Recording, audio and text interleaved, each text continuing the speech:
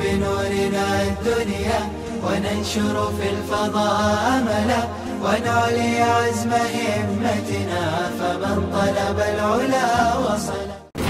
بسم الله الرحمن الرحيم. الحمد لله رب العالمين والعاقبة للمتقين والصلاة والسلام على سيد الأنبياء والمرسلين سيدنا وحبيبنا وحبيب رب العالمين محمد وعلى آله وأصحابه ومن هدى بهديه إلى يوم الدين.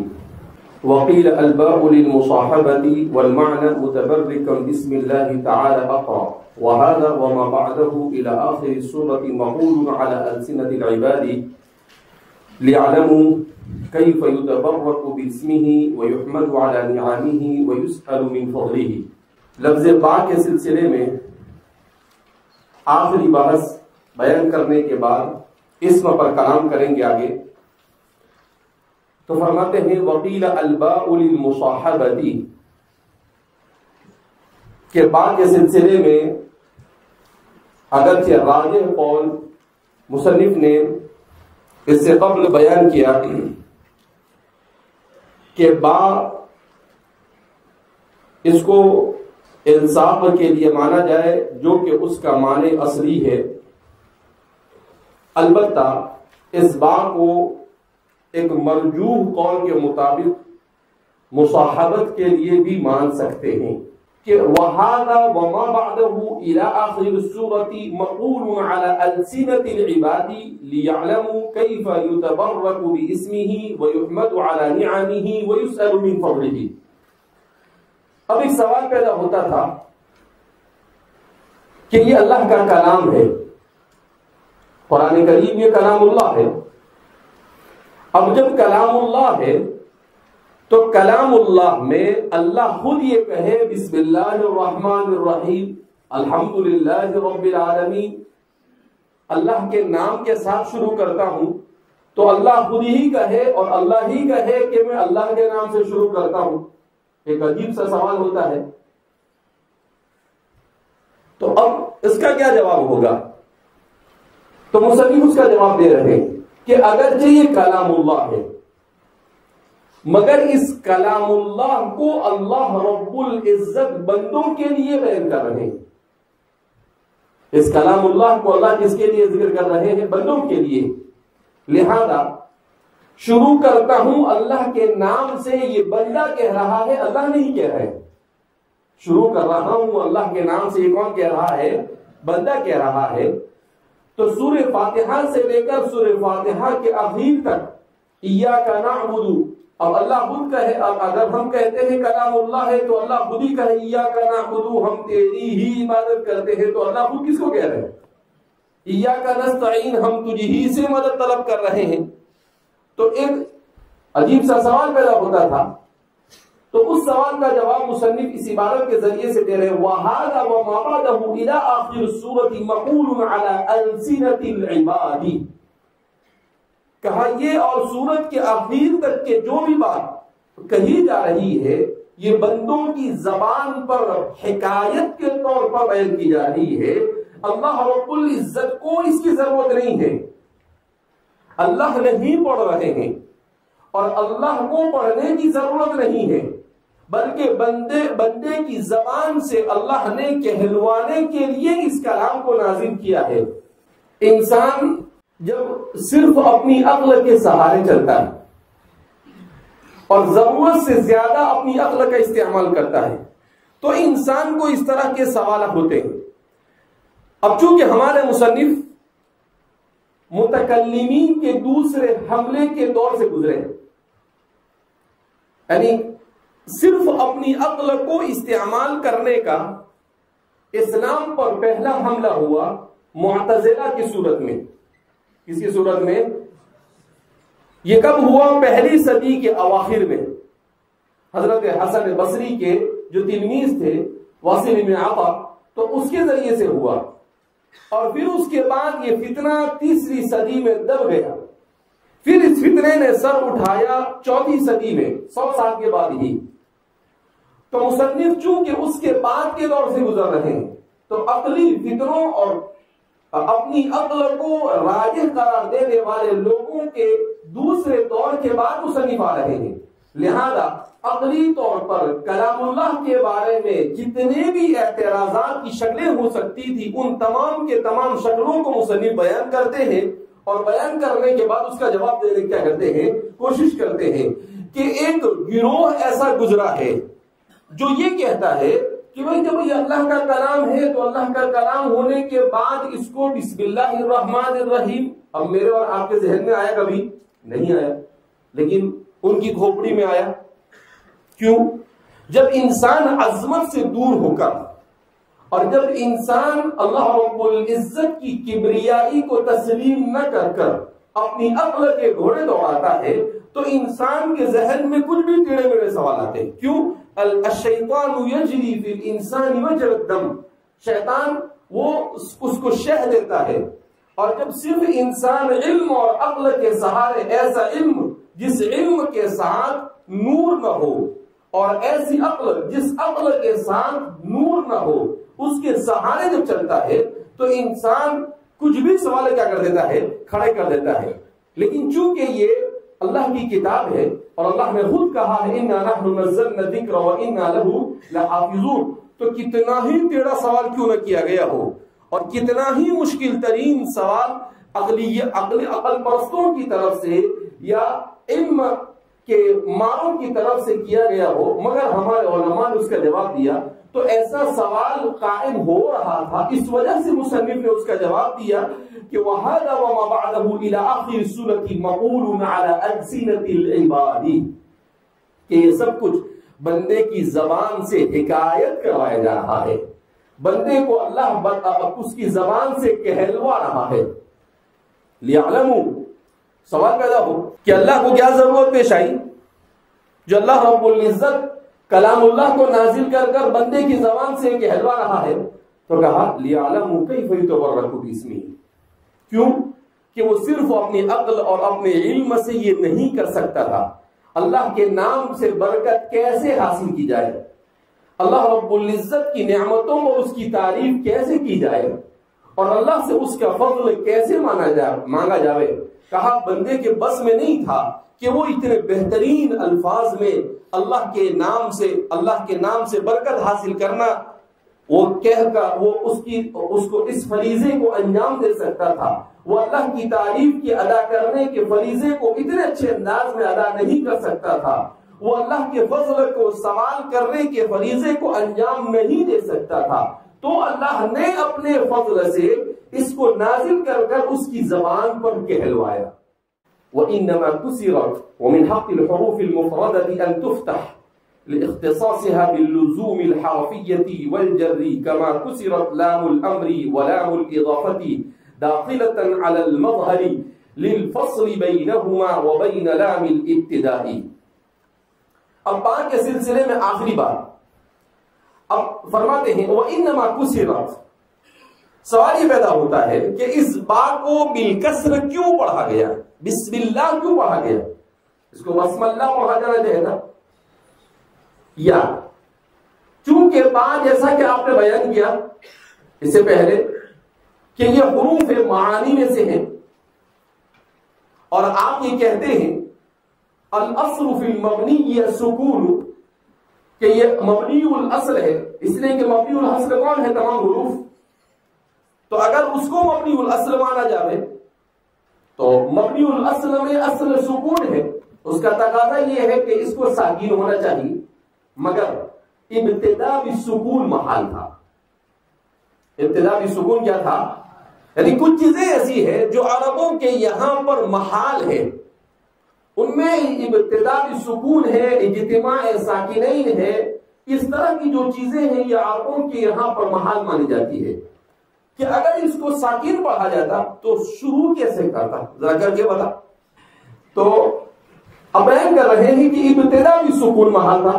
چلو ٹھیک ہے، ابتدا بھی سکون محال تھا تو عربی زبان میں قاعدہ ہے الفتحۃ اخف الحرکات، کہ فتحہ یہ اخف الحرکات ہوتا ہے.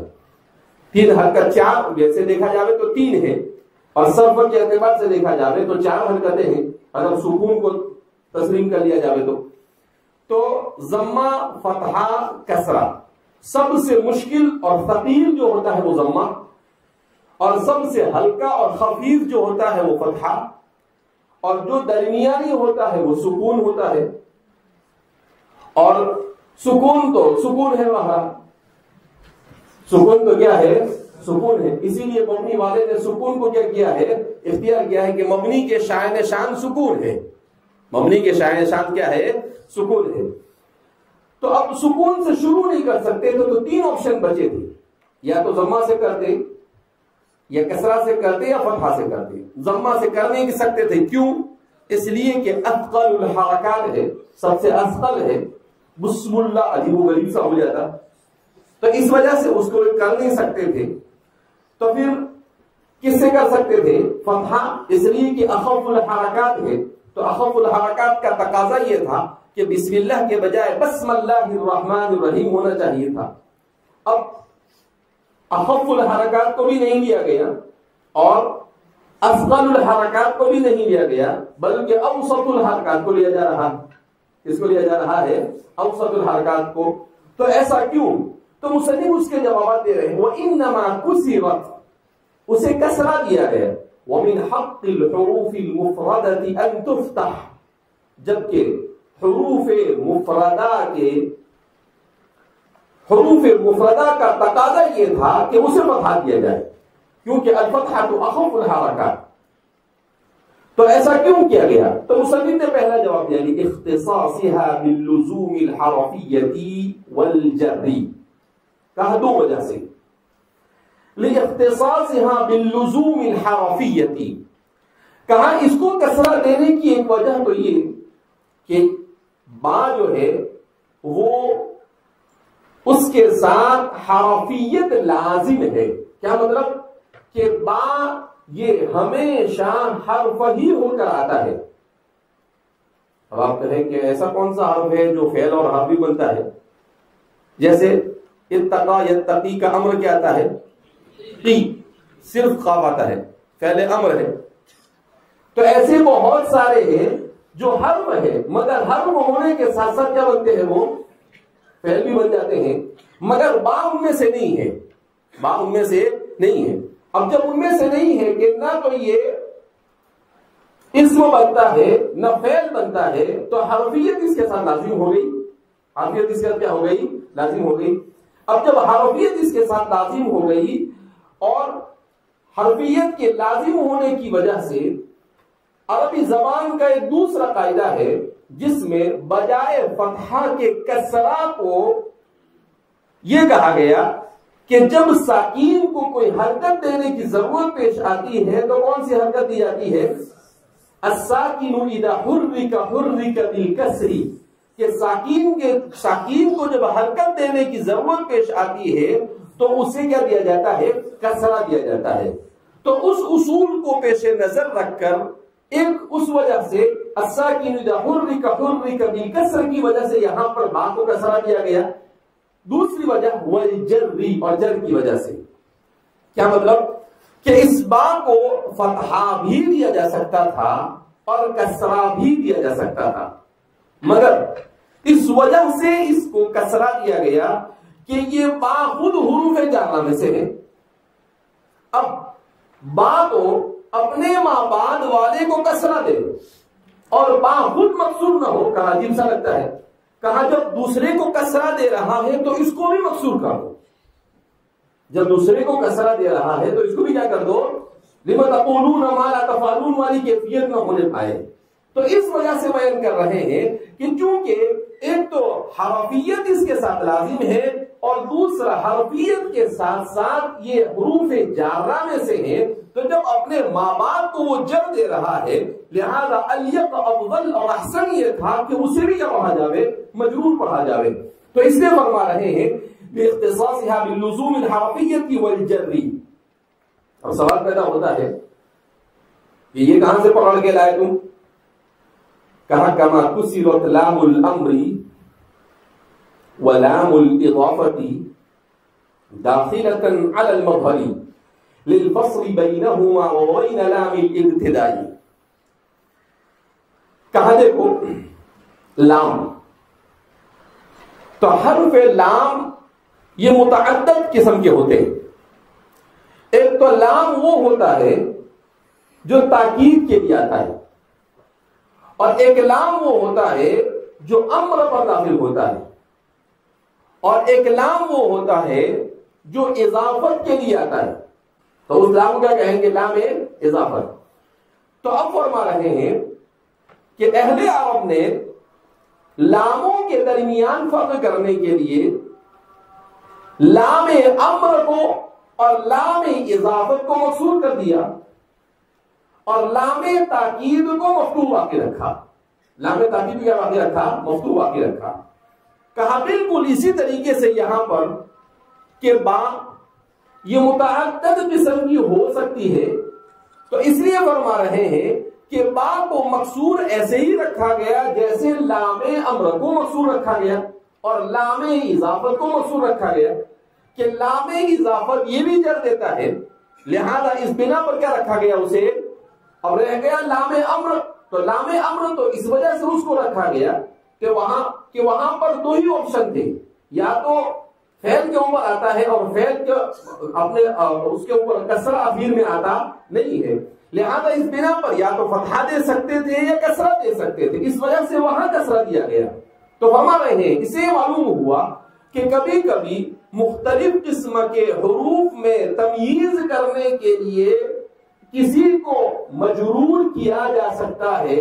تو جیسے لام میں اس اصول کو اختیار کیا گیا، اسی طریقے سے یہاں پر بھی اس اصول کو کیا کیا گیا؟ اختیار کیا گیا کہ جیسے لام اضافت یہ جر دیتا ہے تو مجرور، اسی طریقے سے با یہ جر دیتا ہے لہذا یہ بھی مجرور. با یہ جر دیتا ہے اس لیے یہ بھی کیا ہے؟ مجرور ہے. تو فرما رہے ہیں کہ وَإِنَّمَا كُسِرَتْ وَمِنْ حَقِّ الْحُرُوفِ الْمُفْرَدَةِ أَنْ تُفْتَحَ لِاخْتِصَاصِهَا بِاللُّزُومِ الْحَرْفِيَّةِ وَالْجَرِّ كَمَا كُسِرَتْ لَامُ الْأَمْرِ وَلَامُ الْإِضَافَةِ دَاخِلَةً عَلَى الْمَظْهَرِ، جب وہ کسی اسم ظاہر پر کیا ہو؟ داخل ہو. لِلْفَصْلِ بَيْنَهُمَا وَبَيْنَ لَامِ الْإِبْتِدَاءِ، اس کے اور لام ابتدا کے درمیان فصل کرنے کے لیے، کہ لام اضافت لام ابتدا یہ مفتوح ہوتا ہے اور لام اضافت کیا ہوتا ہے؟ مجرور ہوتا ہے. جیسے وہاں پر تفریق کی گئی اسی طریقے سے یہاں پر بھی تفریق کی گئی. اب یہاں تک کہ مصنف نے با کے سلسلے میں جتنے ابحاث ہو سکتے تھے ان ابحاث کو اختصار کے ساتھ اشارہ کنایہ کے ذریعے سے ختم کیا. اب یہاں سے شروع کر رہے ہیں بسم الاسم کے بعد اس اسم پر کلام. تو سب سے پہلے بیان کر رہے ہیں والاسم عند أصحابنا البصريين من الأسماء التي حذفت إعجازها لكثرة الاستعمال وبنيت أوائلها على السكون وأدخل عليها مبتدأ بها همزة الوصل، لأن من دأبهم أن يبتدئوا بالمتحرك ويقفوا على الساكن، ويشهد له تصريفه على أسماء وأسامي وسمي وسميت ومجيء سما كهدى لغة فيه. قال والله أسماك سما مباركا آثرك الله به إيثارك، والقلب بعيد غير مضطرد. واشتقاقه من السمو لأنه رفعة للمسمى وشعار له، ومن السمة عند الكوفيين. وأصله واسم حذفت الواو وعوضت عنها همزة الوصل ليقل إعلاله، ورد بأن الهمزة لم تعهد داخلة على ما حذف صدره في كلامهم. ومن لغاته سم وسم، كما قال بسم الذي في كل سورة سمه. والاسم إن أريد به اللفظ فغير المسمى، لأنه يتألف من أصوات متقطعة غير قادرة، ويختلف باختلاف الأمم والأعصار، ويتعدد تارة ويتحدى أخرى. والمسمى لا يكون كذلك، وإن أريد به ذات الشيء فهو المسمى، لكنه لم يشتهر بهذا المعنى. وقوله تعالى تبارك اسم ربك وسبح اسم ربك المراد به اللفظ لأنه كما يجب تنزيه ذاته سبحانه وتعالى وصفاته عن النقائص يجب تنزيه الألفاظ الموضوعة لها من الرفث وسوء الأدب. اب الاسم فيه مقحم كما في قول الشاعر إلى الحول ثم اسم السلام عليكما، وإن أريد به صفة كما هو رأي الشيخ أبي الحسن الأشعري إن انقسم انقسام الصفة عنده إلى ما هو نفس المسمى وإلى ما هو غيره وإلى ما ليس هو ولا غيره، وإنما قال بسم الله ولم يقل بالله لأن التبرك والاستعانة بذكر اسمه أو للفرق بين اليمين والتيمم، ولم تكتب الألف على ما هو وضع الخط لكسرة الاستعمال وطولت الباء عوضا عنها. یہاں تک کہ مصنف اسم کے بارے میں بحث کرتے ہیں. یہ بھی جتنی عبارت پڑھی یہ اس میں اسم کے سلسلے میں تقریباً 8 سے 10 ابحاث مصنف ذکر کریں گے. تو اب سب سے پہلے مصنف شروع کرتے ہیں والاسم عند اصحابنا البصريين من الاسماء التي حذفت اعجازها لكثرة الاستعمال. تو سب سے پہلے بیان کرتے ہیں کہ اسم اس کی اصل کیا ہے. ایک ہے اس کا مشتق منہ کیا ہے اور دوسرا اس کی اصل کیا ہے.